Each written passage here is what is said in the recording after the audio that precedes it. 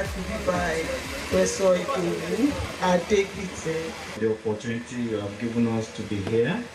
We thank you because you have been keeping watch over us from the beginning of the year up to this moment.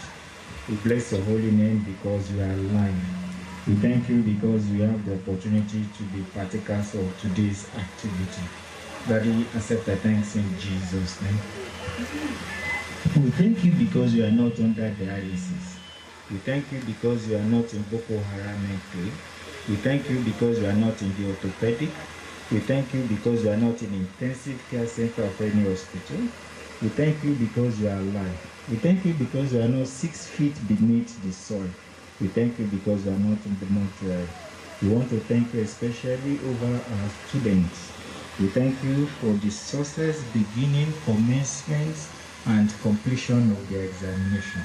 We thank you because you did not record any casualty. We thank you all members of our staff, teaching and non-teaching.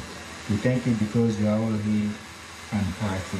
We thank you for the valedictory service of our students yesterday. We thank you for this campus. We thank you for the state. We thank you for management. Father, accept the thanks in Jesus' name.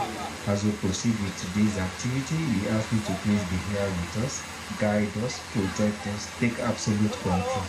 The little period that we want to use to unwind, you will take absolute control. And at the end of everything, we will have cause to glorify our holy name. Thank you, Father, for we are prayed in your holy name. Thank you very much, Professor Adekite. We thank you. Amen and amen. A round of applause for the introduction. I guess the personality seated at the table needs no introduction, but definitely you must introduce or let everyone present recognize once again the presence of the Dean of Law, Professor Gbade Akinrinmade.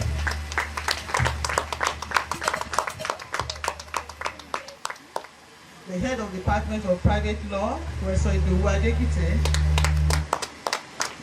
I know that the head of Business and Industrial Law, the jury head is not here, but the de facto head is here. Professor Lee Ide is not here, but I know Mrs. O.A. Ayonleye is here. A round of applause for Professor Lee Ide, Mrs. O.A. Ayonleye too. All right, Professor Odusi is here seated with us. A round of applause for our daddy. Thank you very much, everyone. I know we have Mr. Toyin Majekodunmi already seated. And definitely our students whom we invited will introduce themselves one by one. Thank you very much. Our first class students is here. And then the 2 of the 6 best are also here. Okay, can you just step forward one by one and introduce yourself?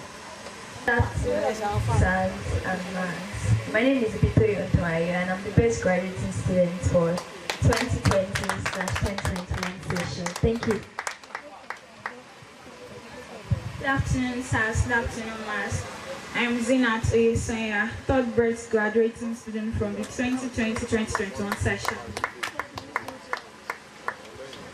Oh, and I'm also the outgoing Chief Judge of the Judicial Council.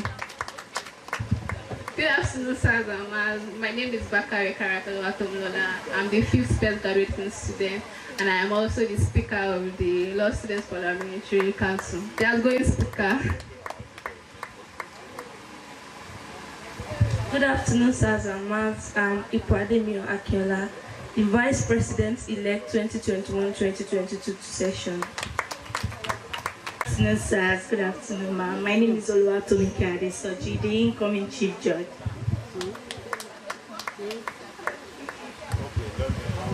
Good afternoon, ma'am. Good afternoon, sir. My name is Onomiwa Emide. I am the incoming Speaker of the Law Students Parliamentary Council. Thank you, our students. We are still expecting the class governors from 100 level to 500 level. I know Stephen has been here preparing, helping us to arrange. I want to also call to the high table the head of the Department of Public Law. I'm biased because I'm in private. I'm always looking for private. So, Mrs. O.A. Johnson Odusoya. also known as Mommy AO, also known as Mommy JO, looking radiant. Good to see you, man. We have our mommy. Everybody knows our mommy now. MOJ, the only Ministry of Justice in the Faculty of Law. She should be wearing the same gele with myself, but she decides not to. Okay, oh, thank you. MOJ. You can just remain seated, man. Thank you very much, man.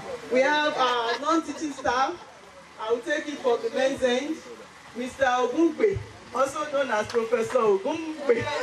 She's there. And there is Mrs. Adol from Business and Industrial Law. Mr. Ogungbe is from Public Law. And there is also Mrs. Kazim Momotia, Private Law Secretary. Then we have our action staff, Mr. Odukoya. Everybody knows him as Baba Tokpe. A round of applause for them. Our librarian is represented by Dr. Odushote. Or Noshote, thank you very much. Dr. Noshote, thank you very much. And we have also Mr. Towolawi also. Thank you very much for coming. Mrs. Alubankudi is just taking her chair. We thank God. We are seeing some other guests. And so I will hand over the microphone to Mr. Madiakodumi to do the honors. Ladies and gentlemen, it is time to call the Dean of the Faculty of Law to present his welcome address. A round of applause for the Dean of the Faculty of Law. Amen. This is not a time for us to be observing protocol, because we are here purposely to unwind. That notwithstanding, let me recognize the people on the high table here. I will start with Professor Dusi. You are highly welcome, sir. Professor Adegbite, you are welcome. Mrs. Johnson Odusoya, you are also welcome. To all other members of staff that are here in present, starting from Baba Tokwe there,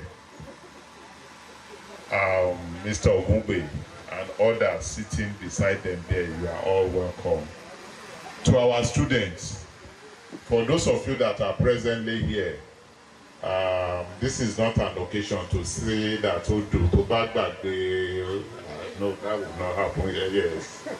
We are all here to enjoy ourselves.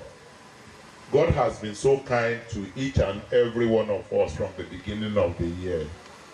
Despite the fact that we have witnessed a lot of pandemic and a lot of unwholesome things that have happened, but the Lord in His infinite mercy has kept each and every one of us, and we have to return all the glory to Him. It is not as if we are special or we are a special being. We are only enjoying the mercy and grace of God. Honestly speaking, to each and every one of us who are either academic or administrative staff in the Faculty of Law, if we look at it in the last 1 year, we've been working ourselves out of existence. Let me put it that way. It is not impossible we will have caused each other by saying, look, you have not done this well. Honestly speaking, all those things are being said for a particular purpose, just for us to get results. It is not as if we have not been appreciated or we are not appreciated. For each and every one of us and for the wonderful things that we have done up till now, despite the fact that we have some reservations or shortcomings, it is my prayer that the Lord will continue to uphold and protect each and every one of us. And at every point of our need in life, the Lord will meet us and fulfill our needs. I wish and every one of us a happy Christmas and New Year in advance.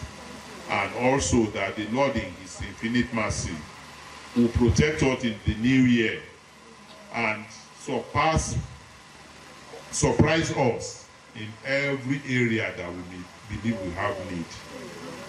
While we are waiting for others to come, and for those that have gone to the mosque to come, in the interim, I will ask us to enjoy ourselves.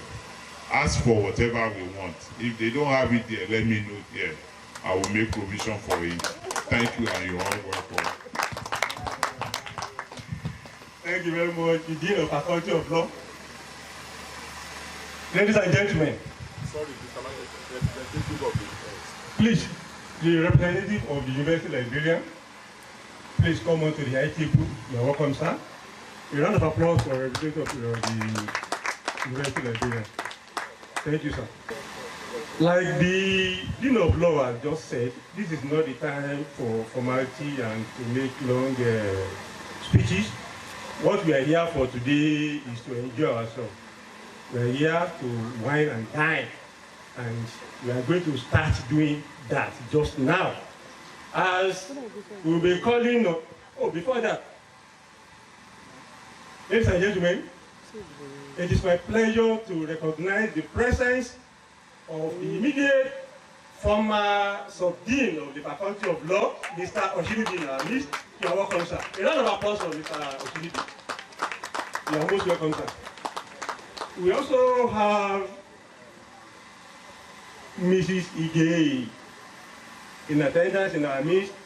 She came in when the dean was delivering his speech. Mrs. Ige, you are welcome. Thank you very much.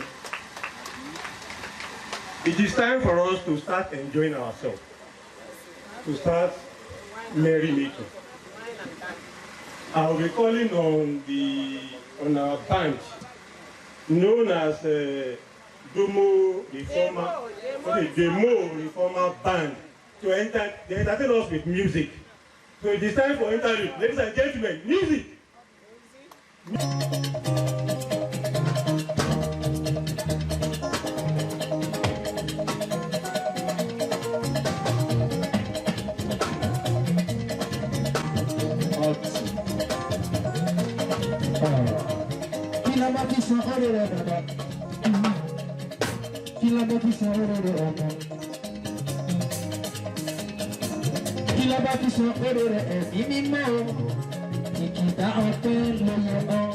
Amazing brother,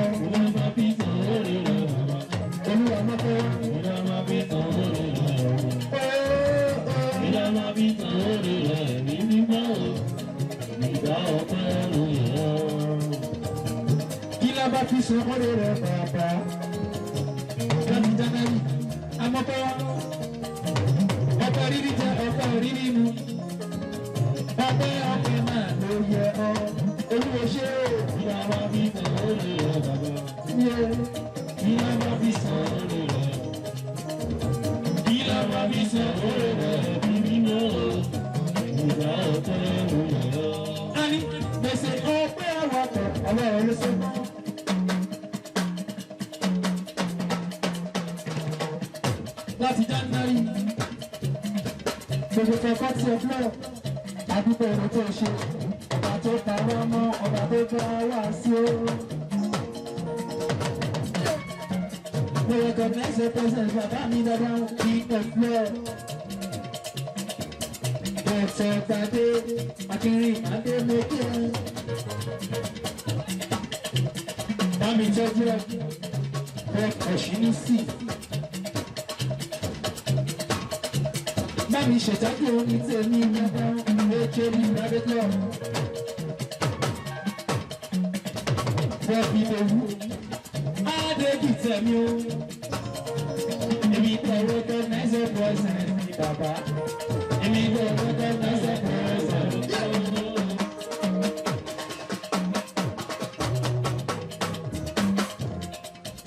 Ọ̀pẹ January ìdánilá o, èyí là ń ṣe get together end of the year party. Gbogbo Faculty of Law.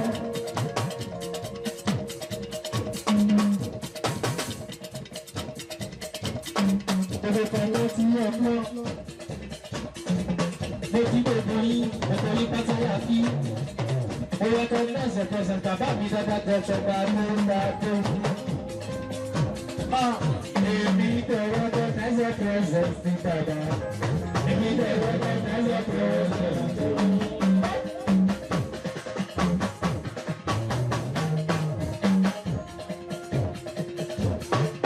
Ọ̀pọ̀ rí jẹ ọ̀pọ̀ rí ọ̀pọ̀ ojoojúmọ́ là mú wá. Àmọ́ ó síbẹ̀síbẹ̀.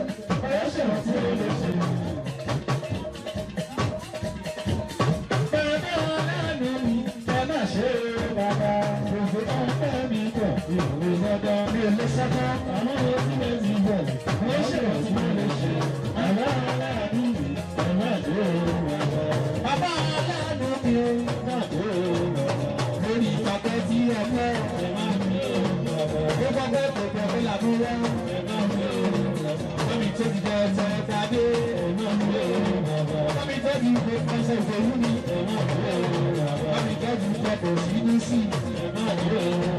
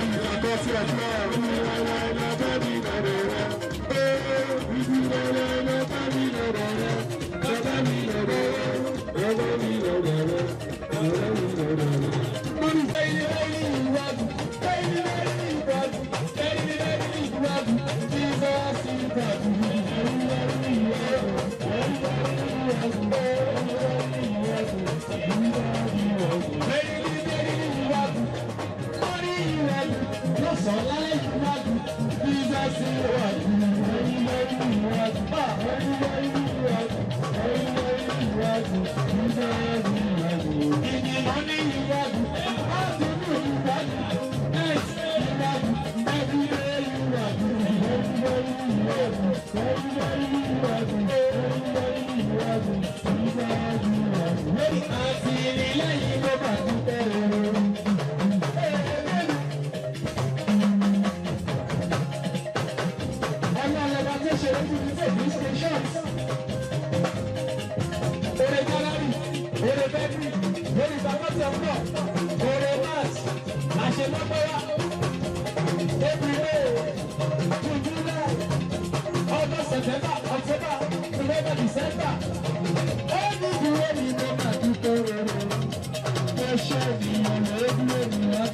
sọ.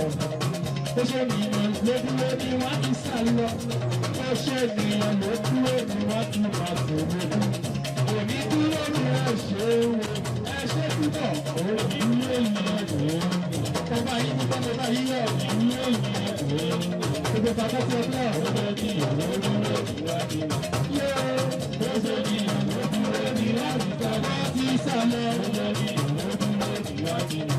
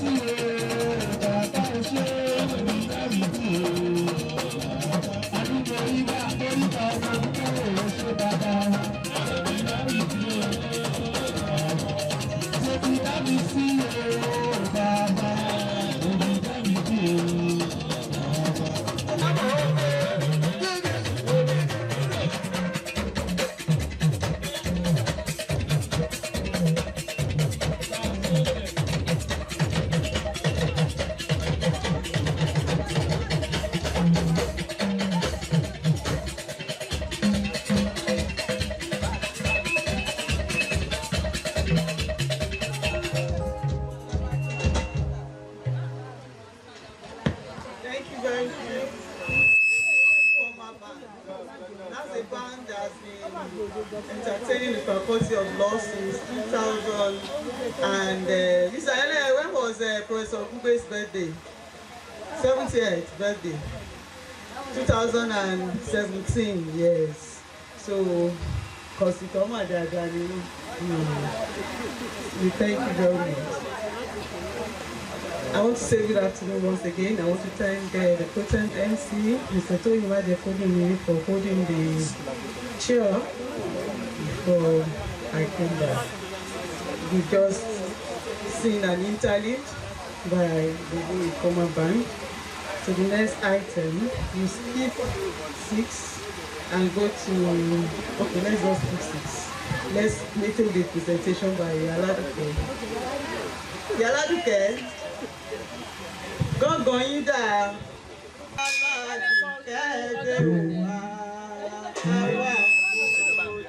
Hello, G.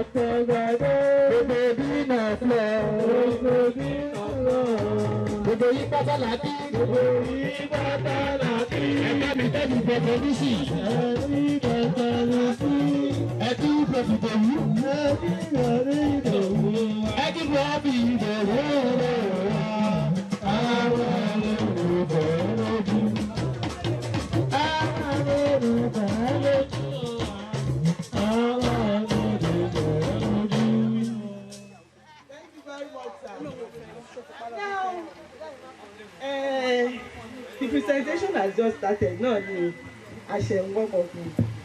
The first thing is I will make to pay homage, and that is to go by way of my Baba Bisa Obi. Ibaloye kashe.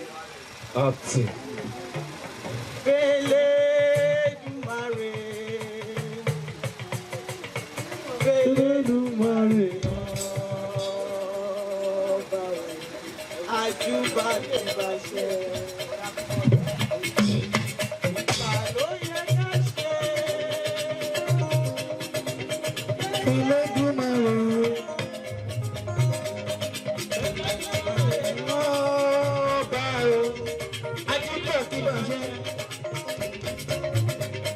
Elédùmarè bàbá mímọ́, Elédùmarè ọba òkè, ajíbọ̀lẹ̀ bẹ̀rẹ̀ Èdùmàrè,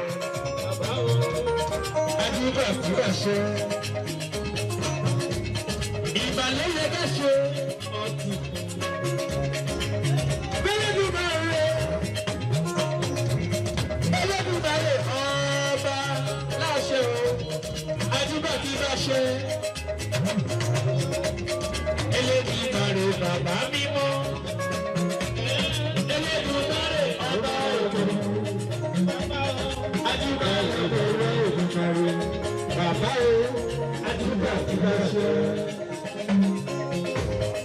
Àwọn ajíbọ̀lẹ̀ bẹ̀rẹ̀ Èdùmàrè, ajíbà o, àwọn ajíbọ̀lẹ̀.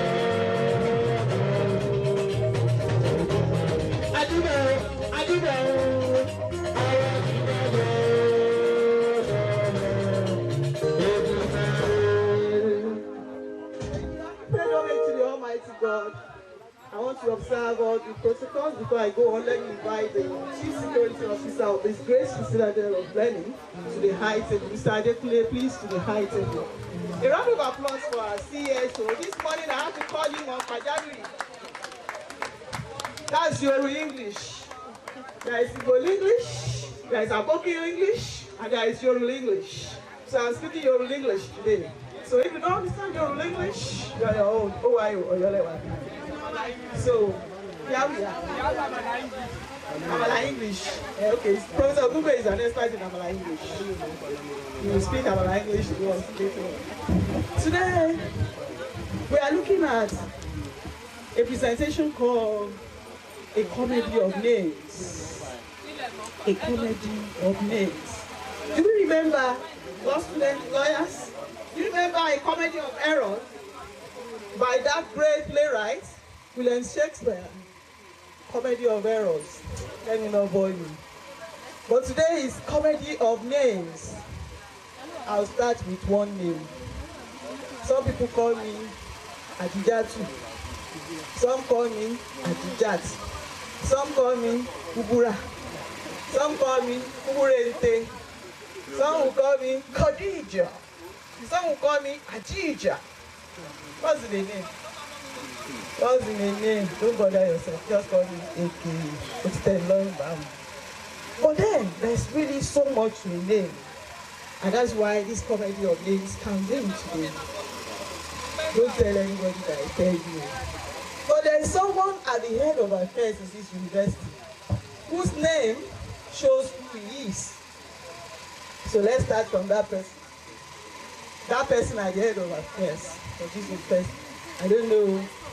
Maybe when I talk, you remember or you get. I don't know. This person is called Ganiyi Olatunji. Okay. Ganiyi is an African word. It means what? Rich. Thank you very much. Olatunde nko, rich as come. Olatunji nko, rich is also as awakening or as arising. If somebody is now Mr. Rich, rich I have come, rich as arising. That person, let's beware. Again, this particular person is a professor of that big name, entomology. And what's the meaning of entomology? Study of insects. And insect is kokoro. So we can say he's a professor of kokoro study. And so if somebody that is studying kokoro also is somebody that is rich, the wealth has come, the wealth has shaken in, the wealth has also arising. Can we say that he's professor of Oloju kokoro? No, I'm just asking you. Don't tell him that I said so. That's one. Two, in this faculty, there is someone who don't mention, I'm not mentioning any names. But his name is somebody who has taken the crown. If somebody takes a crown, he don't have the crown, she. I'm have the crown lead me. I'm have the crown direct. I'm have the crown shaking me. I'm have the crown too, she. And it's at the end of affair of this faculty. Have I mentioned anybody's name? No. Definitely no. So, Yoruba says, orúkọ ọmọ ní kíni o, bí ìjánu ọmọ, ilé la sì ń wò, ká tó ṣe kíni o, ọ̀tọ̀ sọmọ lórúkọ. So that means that if you are Gbade, then it means that you are carrying crown. And if you are carrying crown, of course, and you are also Agirim Ade, that means you are working with Ade or crown all the time. So definitely it means that you always be at the hands of affairs. So may God always continue to make him to be at the head of affairs. Before he became the dean, we used to call him number one for the family. Now he's for the family. Bam bam. Olórí ẹbí baba. Romance. And definitely. Olórí says romance. A lot of applause for the dean of law, Dr. Bade Akinwade. Thank you. Once upon a time. Once upon a time, God story living time. There used to be two persons in this faculty. Their names has always been giving me issues. So one is, let me start from the first one, the elder one. The elder one.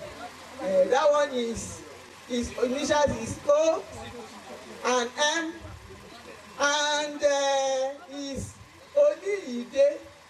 So when they want to sign, it be like OM, Omo Oliyide, and then you have the O as what? Who can tell me the O? What is the O? Olusesan. The other one is what? Mujahid.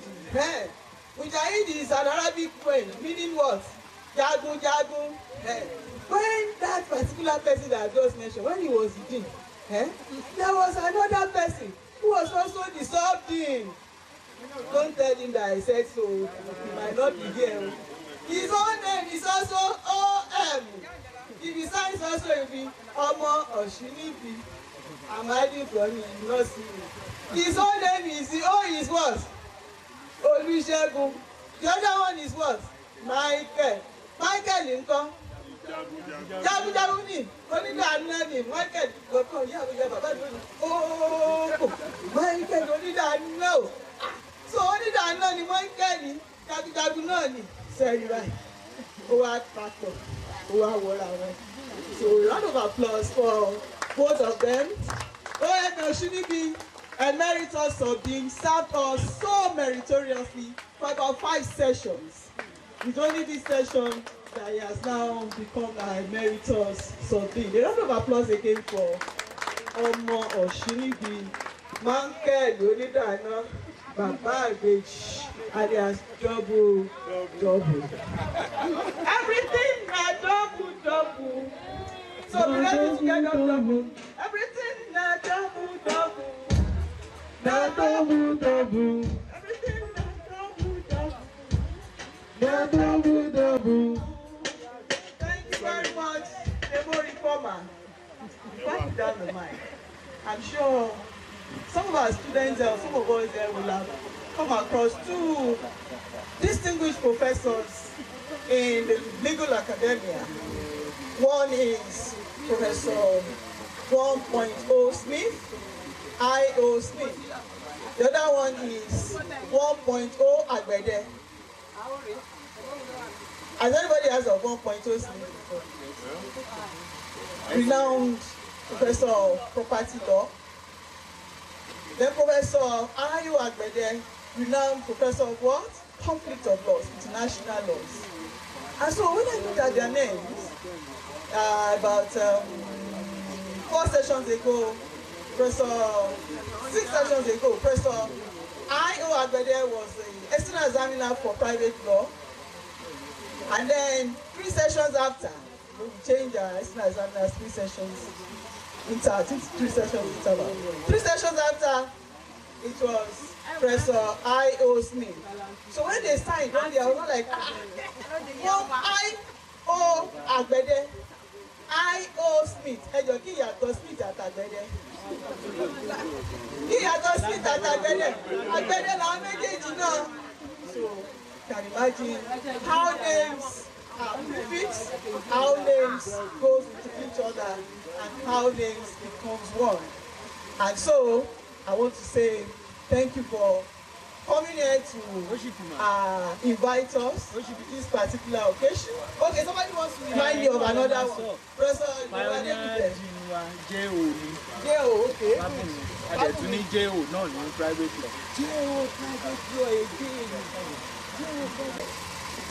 Now, I'm sure our students of Principles of Equity will have seen and following, you know, I've read Babuni. Even when you say you don't understand Babuni.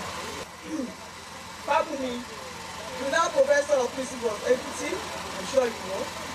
Then also, he was there as Dean, Pioneer Dean, and then he was meant to have belonged to private law department at that time, even though we didn't have that categorization. But definitely now, we also have in the private law department our own J.O.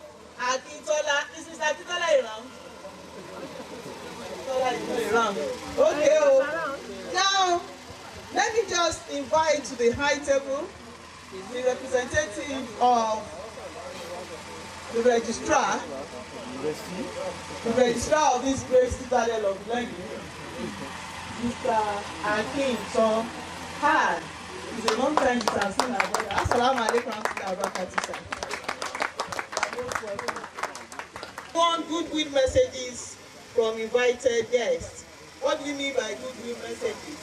We mean this faculty is a faculty that is a listening faculty.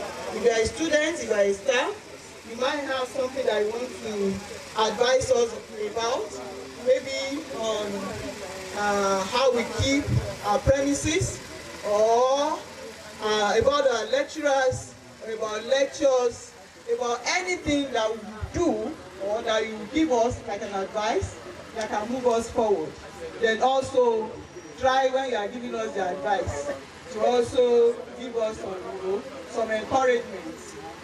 Don't just criticize us. Tell us what we have done that is good, but you can also tell us what we have done that is not really good. So thank you very much, and we welcome your suggestions. Or maybe I should even ask our students to start first. See, students, the whole essence of inviting you here is to ensure that you know the values and the culture of the legal profession. You should be getting to the Nigerian Law School. You'll be going for bar dinners. I'm sure you have heard from your seniors that the dinner is compulsory. If you have a first class and you miss one dinner, you are not going to be called. You wait till next year because you must eat that dinner. And that's the legal profession for you. So we are being trained towards being, having that culture in you. And that's why we have invited you. Because the fact that we got you as our learning friends. You are learning, and one day, very soon, we hope that you definitely become our learning friends. So I will start from the students. I know the LSS president-elect is yet to be sworn in. That's why I say he's elect. And he said the person of Mr. Bashir Muhammad Oluwaseun. Good afternoon, everyone. Good afternoon to the dean and dignitaries. Good afternoon to everyone seated here. Good afternoon to all students.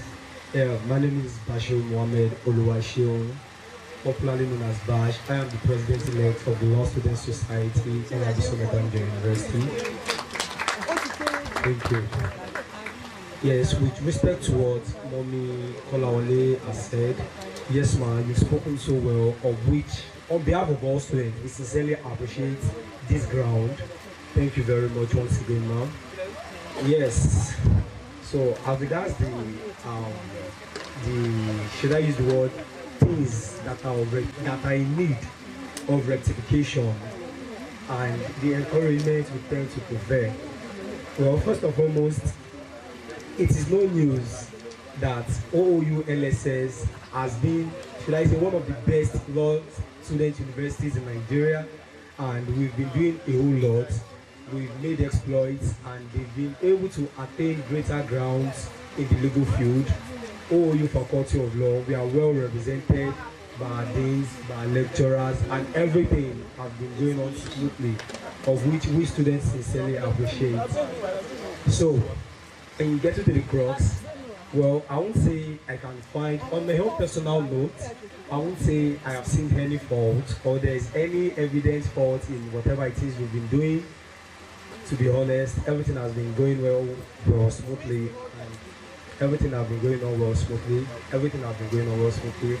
The surroundings, the improvements, at least it was not the way I found OOU LSS as at my 100 level days. That is not the same OOU LSS I am seeing now. There's been improvements and all. In fact, the style of teaching, the improvement, honestly, we sincerely appreciate it. Please, students, please, let's clap for them, please. Honestly, they deserve everything. They deserve everything. I've been in this school for, I think, approximately 5 years. In fact, we've been able to produce 3 first-class students, and one of them is seated here.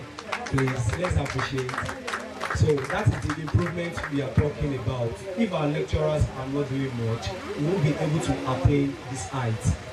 So One thing I would just need to tell us is that the Dean and SARS and MAS and everyone seated here, we want you, and please, we implore you to please help us in approving some of our projects, like some of the things we tend to facilitate in whole Faculty of Law, and we will need your effective support as regards whatever it is we'll be doing, both domestically, that is in OUNSS, and nationally. Thank you.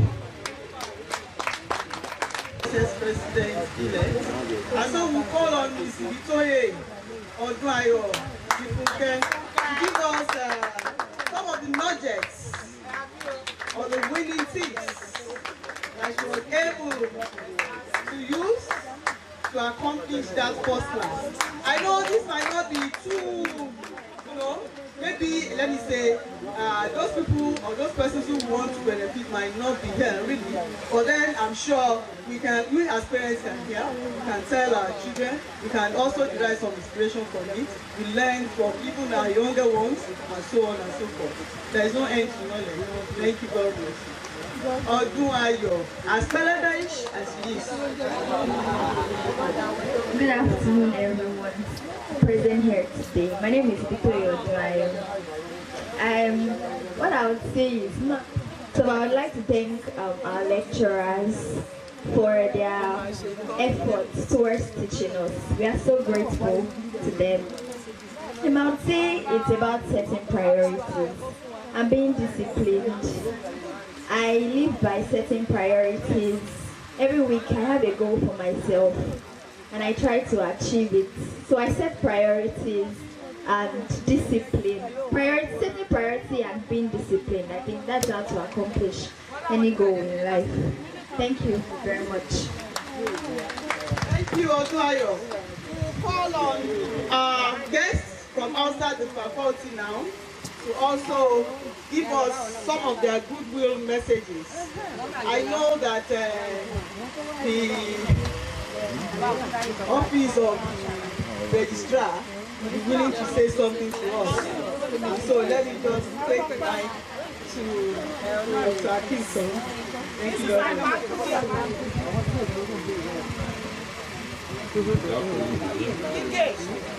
The staff and students of the Faculty of Law, distinguished ladies and gentlemen, I, on behalf of the registrar, wish to extend this felicitation to the faculty on this occasion and to continue to pray that till we go on well, we won't see any death in the faculty, that we continue to have progress and peace, and that when we all come back for the new year in January, we shall all see each other and be happy. Thank you very much. Thank you very much. The representative of the first ASA, especially on the new expected, and the rest. They are waited, Thank you very much.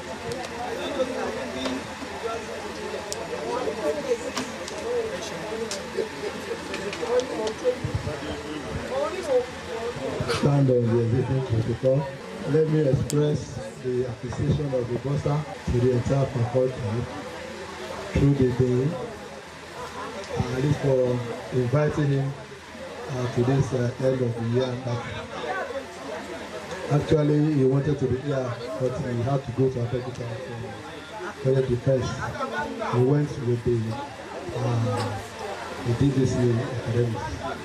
Well, I want to commend the faculty for their efforts, at least towards producing first-class students. You see, when you have a brilliant students and you have good lecturers, definitely that brilliance will not come out.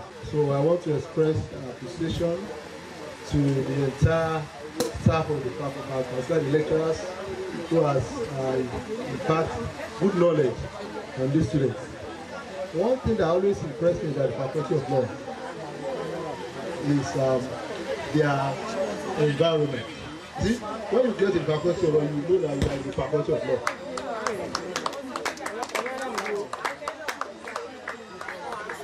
Faculty of Law is different from all other faculties in this university.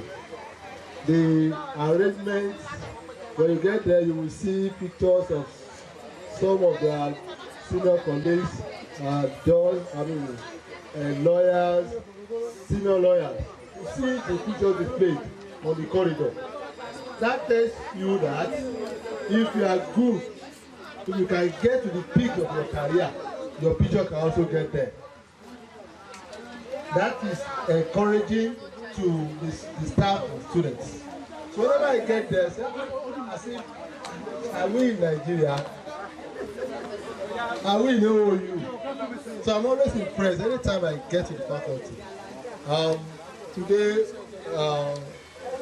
when I was directed by the Boston Attaché come and represent here, I know that, I mean, the time supposed to be 11, supposed to start at 11.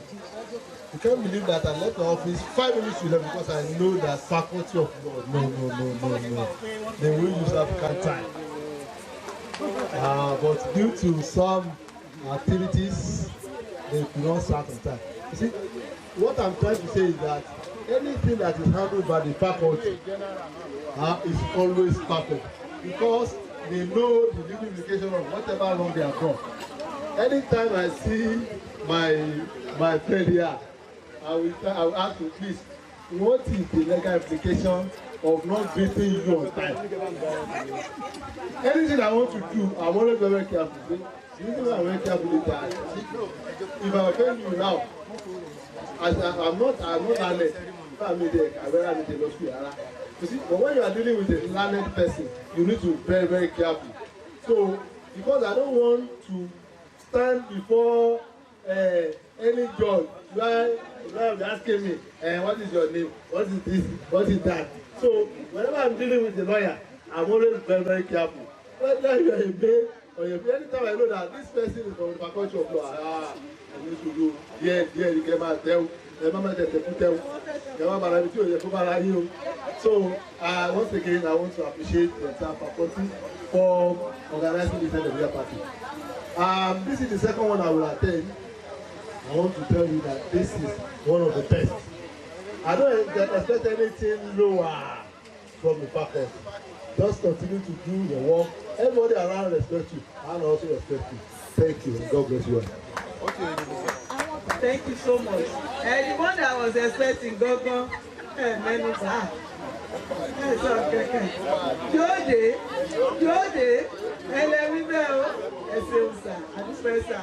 thank you very much, we appreciate.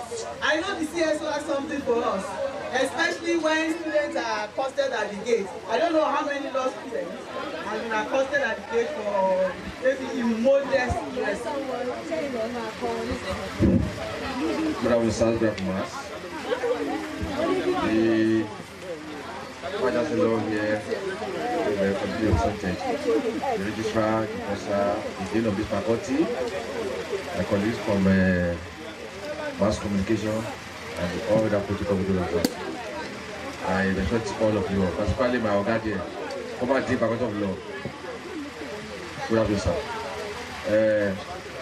If I want to say anything about the faculty, I will continue to talk without stop.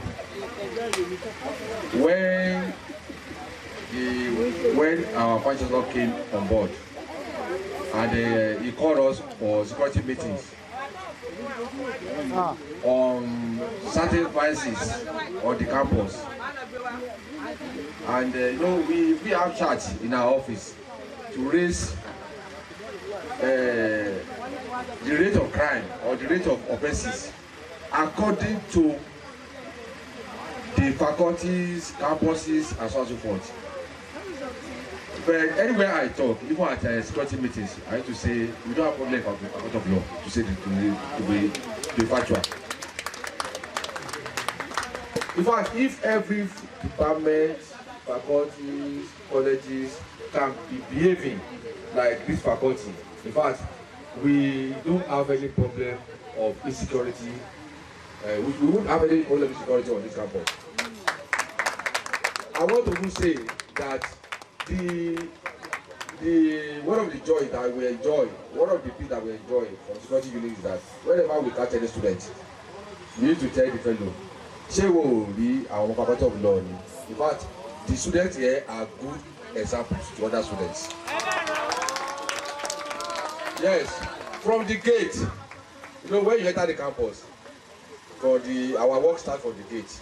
Let us say from the gate, for the motor park, where we have also surveillance with our drivers too. From the motor park down to the campus, we used to have good reports that from these drivers, is there any student giving you problem? I'm only black and white here. Oh, you are allowed to buy bye. Those are the ones. So you people in black and white. In fact, I want the university management to recommend black and white for all students of this campus. Maybe all others will be behaving like them. Going to the gates again.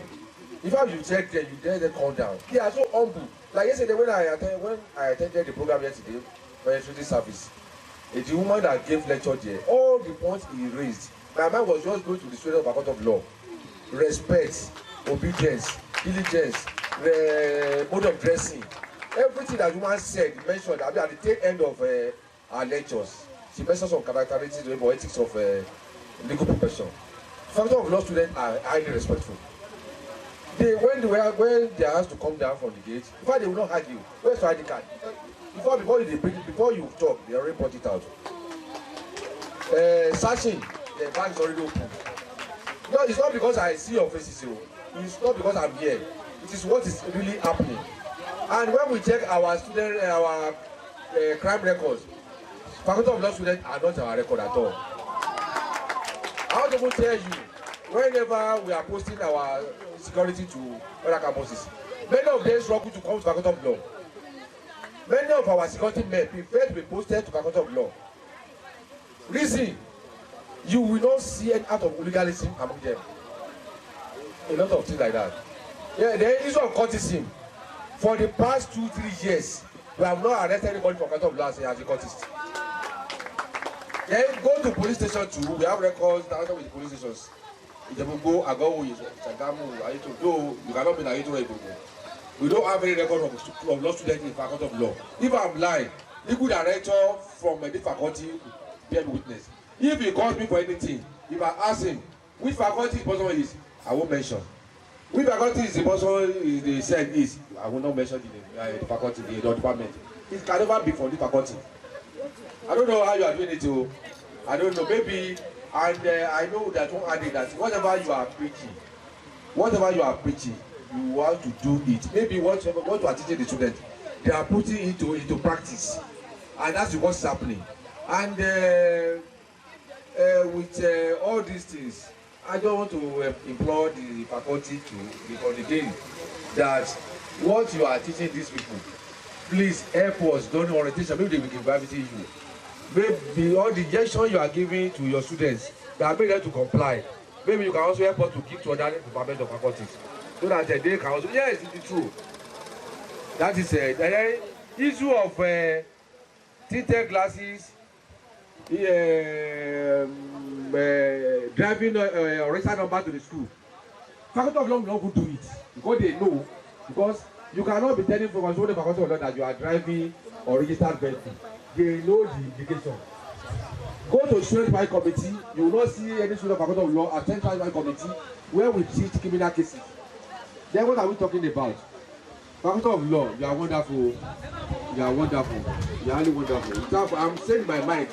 And this type of thing you are doing here, I think you are the one that started it. You are the first to have started this type of get together on this campus.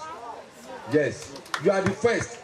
Then second by Faculty of Science. Yes, you don't have rival. You are the first, and it's highly superb. I want you to keep on that.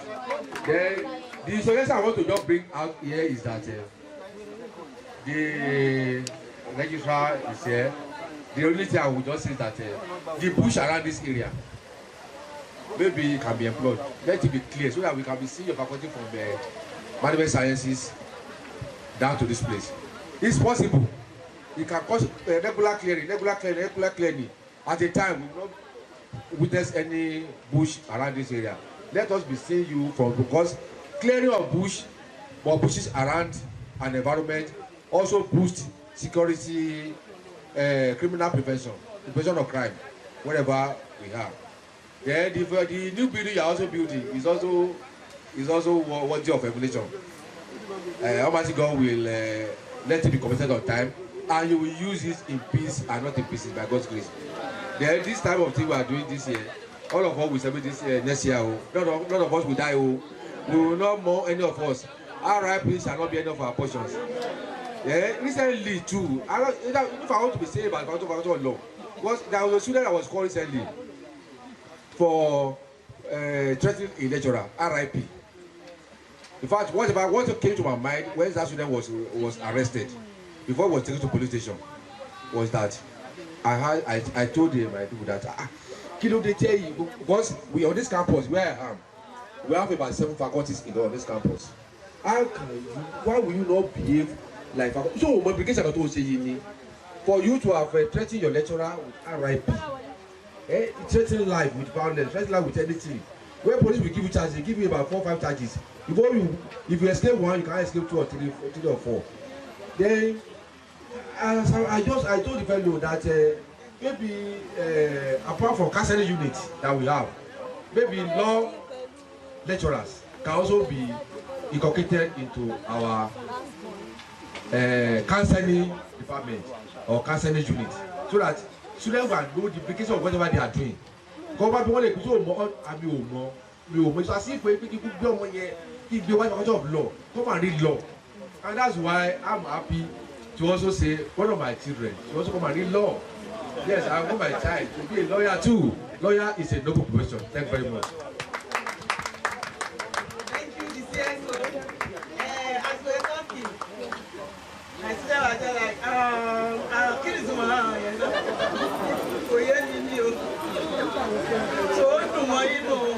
okay. Well, very easy, but the thing is, it's what you've been doing, and so we must keep doing that. So long as you know that it's worthy of emulation by others, and this is what the CSO has recommended. Thank you very much, sir. The next point of call is the librarian.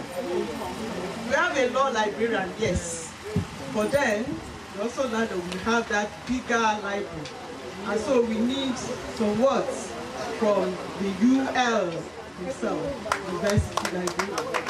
Good afternoon. I stand on the existing protocol. My dean and other senior staff, my colleagues, the students, and the staff. To be realistic, law faculty has been a model in this university. They are role model because I've been seeing many students. I work at this university, the main campus here, for some years. Dito to College of Health Science for many years, and the College of Engineering up to today. We cannot, if we take Faculty of Law as first, very hardworking, and face and have focus. They have focus, they know what they are doing, and they are doing what they come here for. So also those in the College of Health Science, hardly can you see them playing football. Hardly can you see them playing table tennis. They are always in the class. Even there was a time the late Reverend Fajimi, he has a student in the College of Health Science there. He wanted to go there to give his child a food. That boy told his father, please, I told you not to come. I'm always busy. You are together. I was shocked. So you are busy not to take food. That is the College of Health Science. They are so busy hardworking, and I believe that like father is like son, like mother, like the children. The faculty of law here, they are so superb. They are disciplinarian. A disciplinarian father, there's no way, there's no out of doubt. If you see their children, you know that these children, they work emulation. That is the faculty of law. Then, per library, they are users, they are library users. Anytime I come to faculty of law, you see them in the library, reading all the time. I pray that God will help them further. And so also, our university librarian, Dr. Bambo, believe that library is the heart of the university, and it doesn't play or toy with the provision of essential materials in the library. And I will employ the students to continue using the library, so also the staff, so that at the end, we will have the full course to glorify the holy name. Because unlike some faculties or colleges, I have some final year students that have never been to the library. I continue to wonder, how do you get to the final year without getting to the library? Were you not been given any assignment to do, or you have all necessary books that you are required to have? That is the question to the students. The law students, please continue as you have been doing. God will help you further in Jesus' name. Thank you. I'm doing Ishaya now. God will also help us together. We thank God. We have an HOD from a complete faculty. I'm sure our students have been going around, just like how did they apply your borrowing courses that they don't know the reasons for. That's how she put it in our editorial. So, perhaps Dr. Olulani will help us to explain to you why you need those courses. Okay, now you are at your house. Those who are still here, I can see faith. You now know why you have to borrow those courses. And then, you can also tell us his impression about the faculty of law. Thank you very much. Thank you very much, Mr. Dean, other distinguished members of the high table, ladies and gentlemen. Chinua Achebe once said in Things Fall Apart, he said, he's a foolish man that will go to a gathering and will say all that he has to say has been said by previous speakers.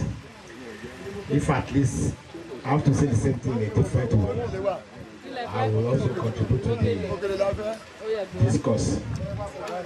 I'm really excited to be here because coming to law is like coming home. I don't know why it is the way it is. I've always been attached to the faculty of law. My childhood friend is a member of this faculty. That's talking of the present sub-dean, Barrister Abumi Oshifeso. We grew up together right from secondary school down to university. In fact, we thought we were going to study law together. But parted ways in 1986. But since then, law has been like my second home. I've always envied lawyers. And at times, I so much envy them to the point that I now quarrel with them. Because only them in the world, can you imagine? We say they are the learned. Other people are not learned. We are learning. Then we thank God because there's evidence of erudition in everything a lawyer does. The first publication I have in life, I mean even as a student here, I think it was in the 80s too, because our admission was 86 to 90. I think in my second year, yes, was taken from law. Right from my studentship, I've always associated with law. They had this conference or gathering that they invited the late Justice Chukwudifu Oputa to come and deliver. And I still remember very well the theme of the delivery, the lawyer and the potency of words. The first article I published, even as a student in the Guardian, was adapted from that theme, the teacher and the potency of words, because then I read English education. And it gave me space. And since that time, I've always held on to law. I love the discipline, the integrity, the devotion and commitment that our colleagues in law have always exhibited. And one funny thing is that this is not by pretext. It has become second nature. I live with lawyers by privilege too.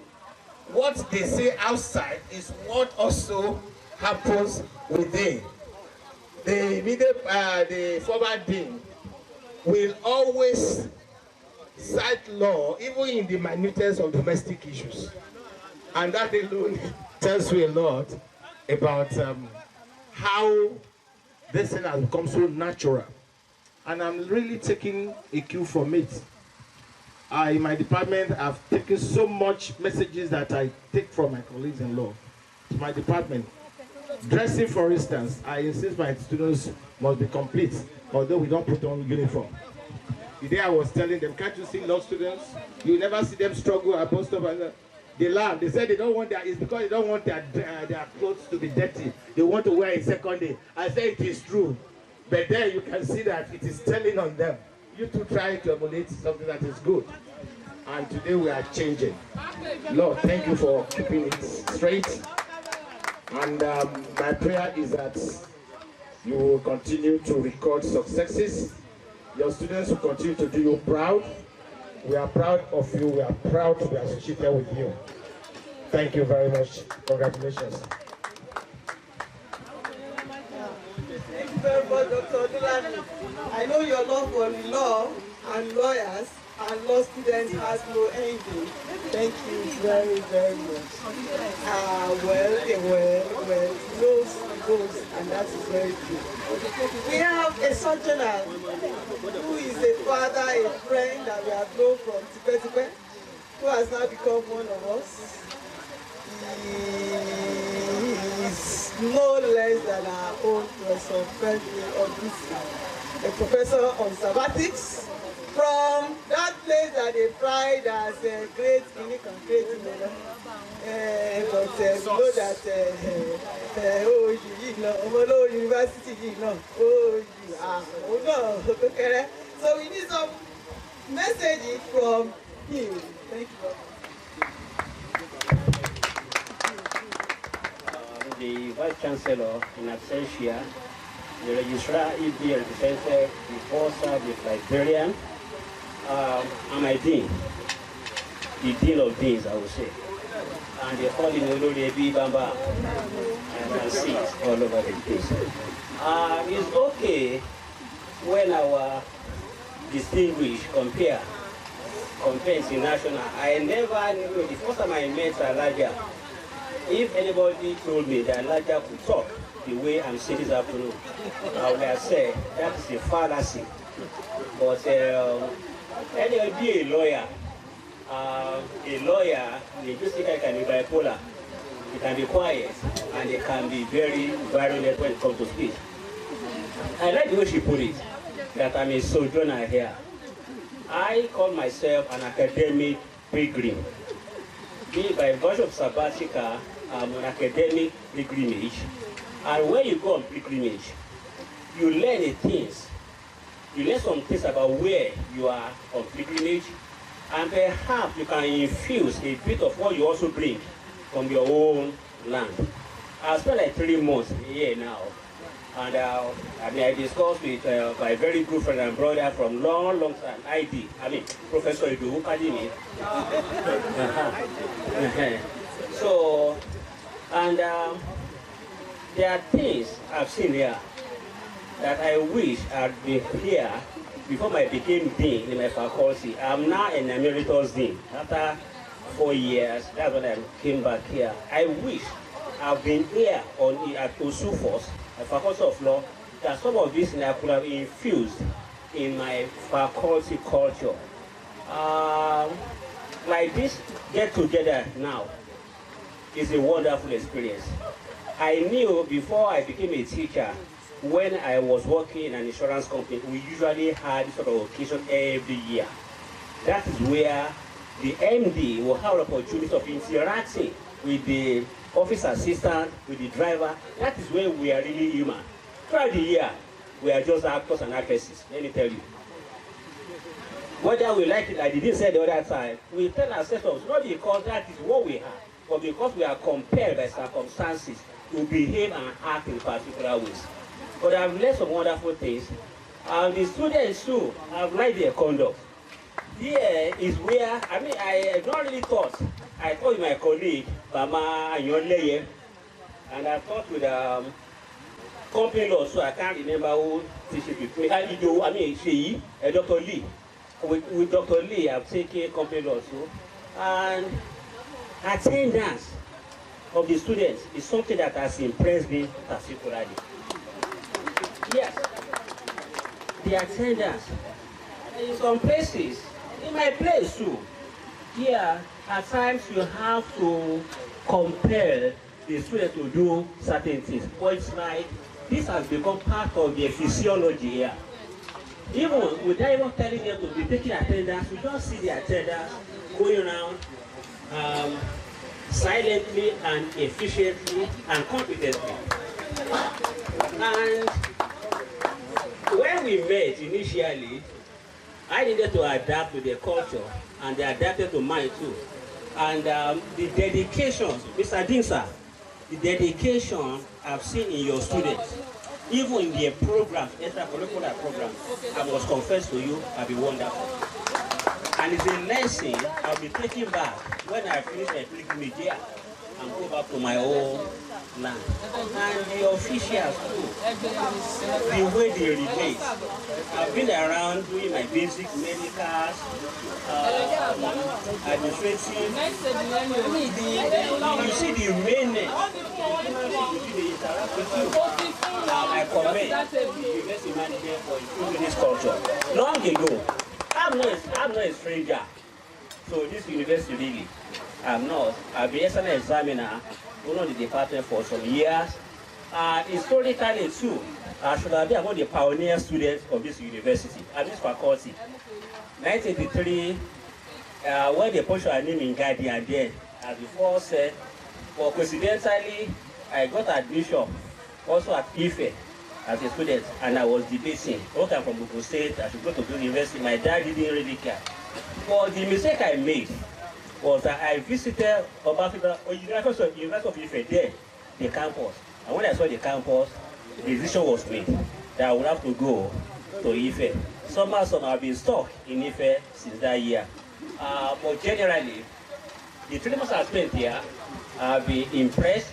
The camaraderie between the staffers, the way they resolve issues, the way they relate. Even at times when I look at our day, the simplicity amazes me. And that doesn't really affect effectiveness. What we are learning is that you don't need to carry your eyes and put at the center of your head before you can be an effective leader. You can lead by love. You can lead by example. And it's where you do not have effective leader. You don't need power to be a good leader. You can lead by love. So far I've learned wonderful things. I know I still have things to learn. And I can see the other side of my sister here, Yana Duke.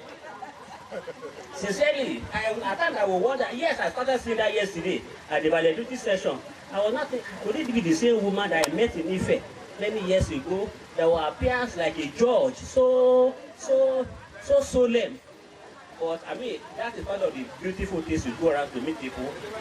So far, I thank God for deciding on Osu. I don't know why my focus was Sabatica was on this university. I had invitation from other places, but I just said, look, I wanted to come here. and I'm glad that I'll be here. Students, please keep it up. You'll be good examples. My valedictorian, always remember, because some years now you become illustrious alumni. You remember you said yesterday that although to Babe Orison, big day. So, members of the ITBU, my friends, my colleagues, my sisters, my brothers in the faculty, it's been wonderful. I thank you for the honor you have given me to be among you, and I've enjoyed myself. And I believe by the time the pilgrimage comes to an end, I will always have good memories of coming to Agowe. And one thing I've added to my diary now is that every year, by the grace of God, I always pray that I'm in the vicinity. I'll be attending this end of the year program. I should be suing my brother, Professor Du, but I should not, because he didn't put me on notice. I told him, I would have come and I show okay. Well, it's part of before. So thank you very much. It's a wonderful being among you, and God bless the faculty and God bless the university. All right. Thank you very much, academic pilgrim from OAU. I know he's our own. A lè try àti confiscate yín, kò sí nǹkan tí fẹ́ ṣe fún wa. Àwa la ní tẹ́lẹ̀tẹ́lẹ̀ náà, ọjà yín gbà ní, so a ṣì máa confiscate yín last. Thank you so much, sir. And to say that someone is worthy of emulation, let me just say this about the Professor Olusi that I know from Ife. I had the fortune of starting my PhD at Ife. And when we met him, he's very, let me not describe too much, but my impression of him was he's very studious, very academic, very straight to the point person, but also welcoming. I had an opportunity of comparing with another person there, I won't mention him.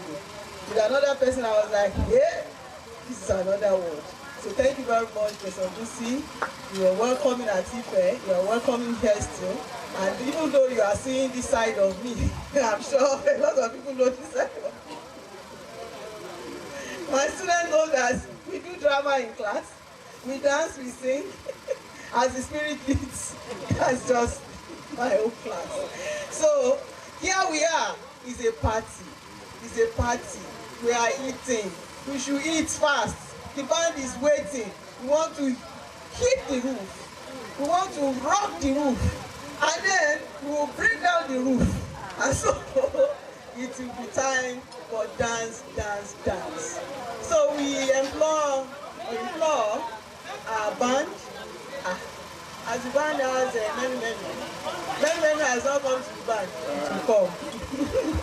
So before we start the band, let our own #1 from the family.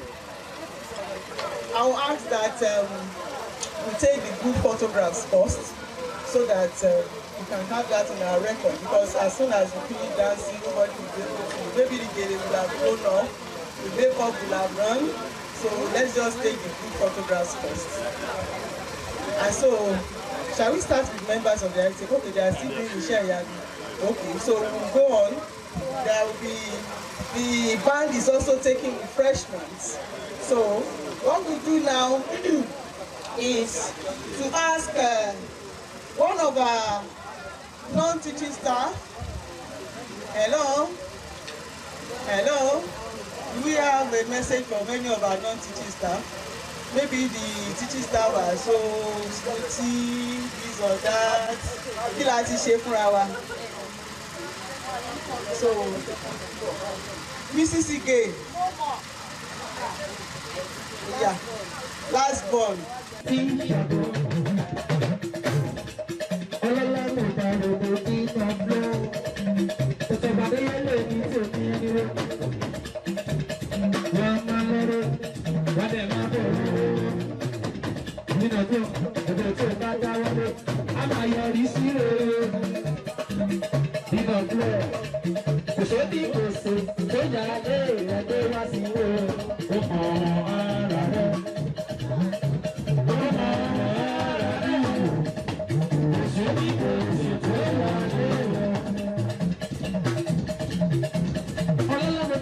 dúró dúró ọlọ́lá yẹn ló ní tèmi àtijọ́ bẹ́yìn tí ń ṣọdún ilé pọ̀ ọlọ́lá mi máa lè tó dúró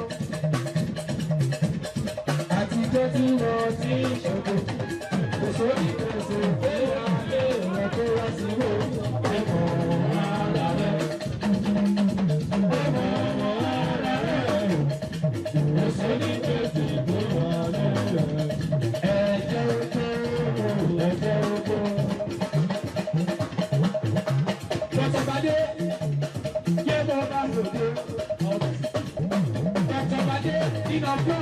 Ìsúná mi là mọ̀ ṣe ẹni. Ọlọ́lá mo parí òde bẹ̀tẹ̀ pàdé. Ẹ̀jẹ̀ ojú ẹ̀jẹ̀ ojú ẹ̀jẹ̀ ojú ẹ̀jẹ̀ ojú ẹ̀ṣẹ̀ bẹ̀tẹ̀ pàdé òjò látàná ẹ̀jẹ̀ ojú yé ẹ̀jẹ̀ ojú ẹ̀jẹ̀ ojú ẹ̀jẹ̀ ojú ẹ̀jẹ̀ ojú yé bẹ̀tẹ̀ pàdé òjò látàná ẹ̀jẹ̀ ojú. Ẹ bá mi tọ́jú ẹ̀.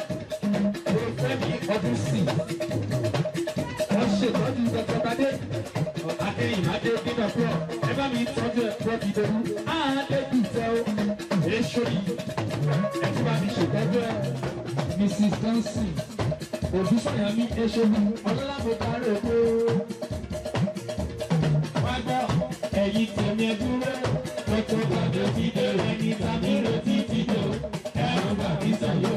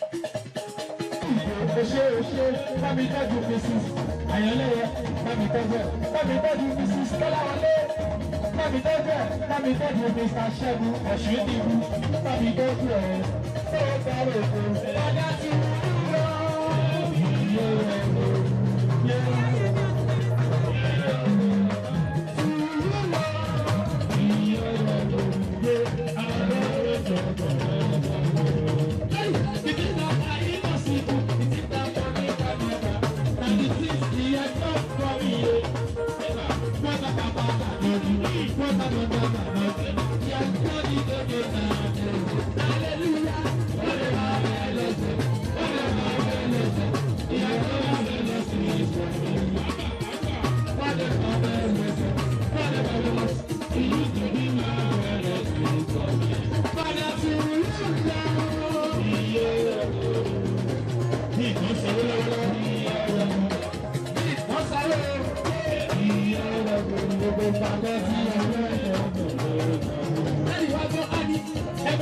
ẹ ti bẹ̀rẹ̀, ẹ mọ bí tí ẹ dé, ẹ mọ bí tí ẹ ti bẹ̀rẹ̀, ẹ mọ bí tí ẹ dé, ó yá gbogbo ìgbélé yà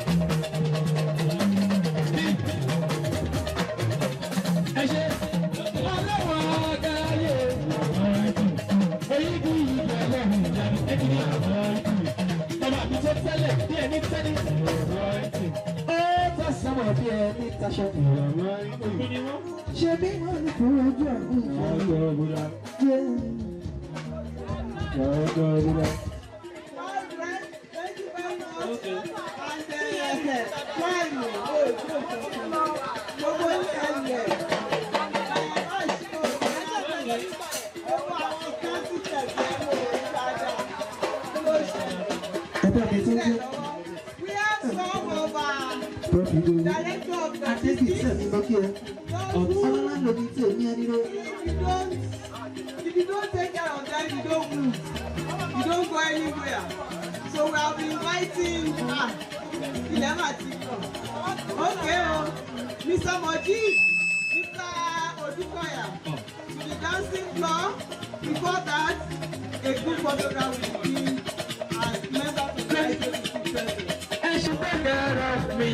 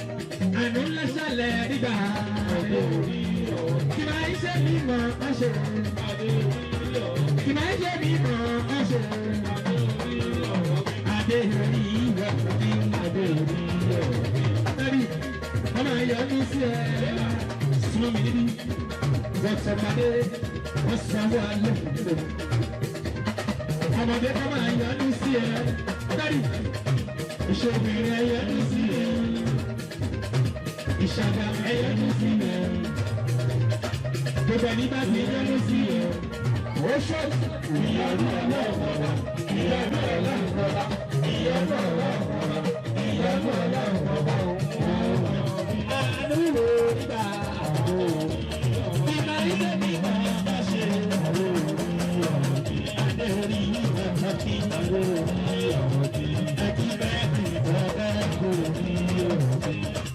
mi ọdún sì ti wá adé orí ọdún ìlú ti ìṣòro adé orí ìmọ̀ ẹ̀ṣẹ̀ ní ìmọ̀ ọ̀ṣẹ̀ adé orí ẹ̀ṣẹ̀ ní ìmọ̀ ọ̀ṣẹ̀ adé orí alùpùpù sọ́jẹ́ Mrs. Johnson Òbísọ̀yà ẹ̀ṣẹ̀rù bámidẹ́gbẹ́ pọ́ṣẹ́sẹ́ ẹ̀tún bámidẹ́gbẹ́ Mrs. Eke Kọ́láwọlé bámidẹ́gbẹ́ Mr. Ṣẹ́gun Ọ̀ṣínúbí iná lè ọmọ adébàṣọ ọmọ ọlọ́dúnrún òní bẹ̀rù padà abúlé básìlè ìdálé olùdókòwò yìí tẹ̀ ìrìnàjò olùdókòwò ẹ̀jẹ̀ dáadáa dákàrọ̀ pẹ́. ọlọ́mọ balẹ̀ òfin ẹ̀rọ gbẹ́bí fẹ́mi ọdún sí mi ọdún sí mi mo kí ẹ kí ẹ bábí fọ́jọ́ ìfọ́bí lórí adébítọ̀ ó ṣe mí mo kí ẹ dáadáa bábí tọ́jú bọ́sì ní Ògúnṣọ̀yà ó bábí tọ́jú pọ́ṣẹ̀ṣọ́ olùyìnbó bábí fẹ́fẹ́ Mrs. Eo Àyànlẹ́yẹ ẹgbẹ́bítọ́jú òbí tèmi Mrs. Eko Kọ́láwọlé Mr. Ṣẹ́gun Ọ̀ṣínúbí ẹgbẹ́bítọ́jú Mr. Bọ́lá mi Ọdẹ́yàlé bábí tọ́jú Mr.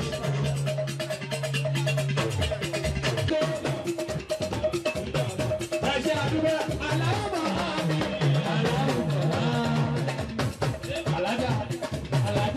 alájà mi. Wọ́n ṣe tọ́jú mi pọ́tọ́pọ́tọ́ ẹ̀bá mi tọ́jú ẹ̀ mí. Gbàdé gbàdé aláwọ̀ àmì ẹ̀sìn tí tẹ̀ sí gbóná onígbòho òde ẹ̀sìn tí tẹ̀ sí gbóná onígbòho òde ẹ̀sìn tí tẹ̀ sí gbóná onígbòho òde ẹ̀sìn tí tẹ̀ sí gbóná onígbòho òde tọ́jú tọ́lá wọlé onígbòho òde alájà onígbòho ẹgbẹ́ mi jẹ́jẹ́ omi tèmi sábà onígbòho òde ẹ̀sìn tí tẹ̀ sí gbóná onígbòho òde ẹ̀sìn tí tẹ̀ sí gbóná onígbòho òde ẹ̀sìn tí tẹ̀ sí gbóná onígbòho òde ó yá wá gbọ́ ọ̀làrọ̀ mọ́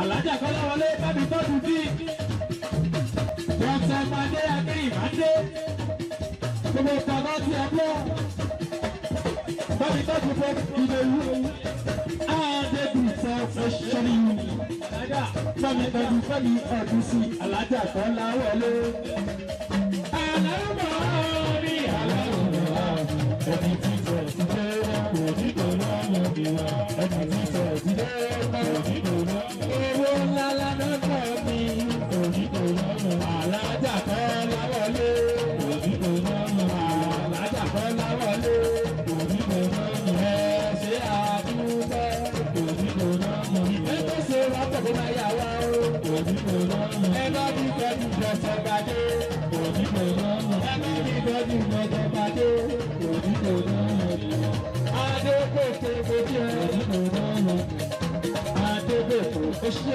òrànwọ́ àyànlẹ́yẹ òdìgbò lọ́wọ́ ẹni títẹ̀ títẹ̀ òdìgbò lọ́wọ́ súnmọ́ mi sí bẹ́ẹ̀ sí òdìgbò lọ́wọ́ iná ní sáwọ́ òdìgbò lọ́wọ́ wọ́n mọ níta dé ṣe òdìgbò lọ́wọ́ gbàdé tí màá rí mọ́ nílé òdìgbò lọ́wọ́ tó bá dá wọlé òdìgbò lọ́wọ́ láyé tí màá yọrí sí rere òdìgbò lọ́wọ́ ẹni títẹ̀ títẹ̀ náà mo wà lórí Àyànlẹ́yẹ lọ́wọ́lọ́wọ́ ẹ̀rọ lábẹ́ ìbálòpọ̀ òdìrẹ ó ṣe ọmọ ọdún pẹ́. Àyànlẹ́yẹ àwọn Kọ́láwọlé ìfọ́tẹ̀sẹ̀ yìí pẹ̀ tó bá ti máa yà yín wọ́n lọ́ọ́ Dr. Gbadé bí dábì yéèdì wọn máa pè àwọn ọ̀nẹ̀fẹ́ ṣe bẹ́ẹ̀ wúwà wọ́n ti dé ilé tó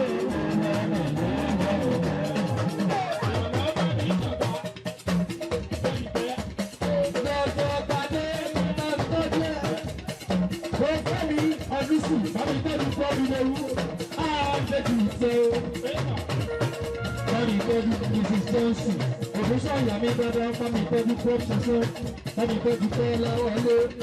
Àlàájá alájà fún mi tọ́jú àyànlẹ́yẹ. Bọ́sẹ̀, àwọn ọ̀tá ṣe bẹ́ẹ̀ níwá ní ìlú náà. Òtítọ́ ìwé tó èkó rẹ̀ lọ́wọ́ yẹ ẹ̀fẹ́.